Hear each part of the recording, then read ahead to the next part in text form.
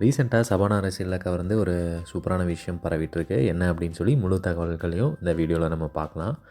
ரீசெண்டாக தான் 2014லேருந்து 2022 வரைக்கும் உள்ள தமிழ்நாடு கவர்மெண்ட் அவார்ட் லிஸ்ட்டை பார்த்திங்கன்னா அனௌன்ஸ் பண்ணாங்க. இதில் நம்ம சபானாவுக்கும் பார்த்திங்கன்னா ஒரு விருது இருக்குது.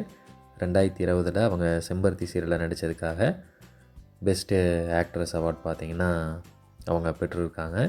செம்பருத்தி சீரியல் எந்த அளவுக்கு ஹிட் ஆச்சு அப்படின்னு சொல்லி நம்ம எல்லாருக்குமே தெரியும். அதுக்கப்புறமா அவங்க 2-3 சீரியல்கள் நடிச்சிருந்தாலுமே இப்போ வரைக்குமே நிறைய பேர் செம்பருத்தி சபானா அப்படின்னு சொல்லி அவங்கள சொல்கிற அளவுக்கு அந்த சீரியல் மிகப்பெரிய அளவில் பேர் வாங்கி கொடுத்தது.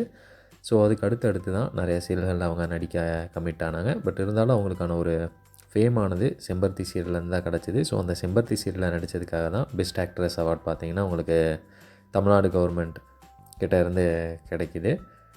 இது இல்லாமல் 2014 வாணி ராணி சீரியலுக்காக ராதிகா அவங்களும், அடுத்த வருஷம் 2015 வாணி போஜன் அவங்களுக்கும், 2016 நீலிமா அவங்களுக்கும், 17 சங்கவி, 18 ரேவதி, 2019 ரேஸ்மா பூவே பூச்சுடுவா சீரியலுக்காக, 2020 சபானா செம்பருத்திக்காக, 2021 சுந்தரி சீரியலில் நடித்த ஹீரோயின் கேப்ரிலா செலஸ் அவங்களுக்கு கிடைக்கிது.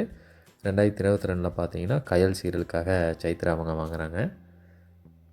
அவார்ட் வின்னர்ஸ் எல்லாத்துக்குமே பார்த்தீங்கன்னா இங்கே தமிழ் பிரைட் சார்பாக நாங்கள் எங்களோட வாழ்த்துக்களை சொல்லிக்கிறோம். உங்களுக்கு பிடிச்ச சீரியல் நடிகை யார் அப்படிங்கிறத கண்டிப்பாக நீங்கள் கமெண்ட் பண்ணலாம். இன்னுமே நம்ம சேனலில் பின்தொடரலைன்னா பின்தொடர்ந்து உங்கள் சப்போர்ட்டை கொடுங்க.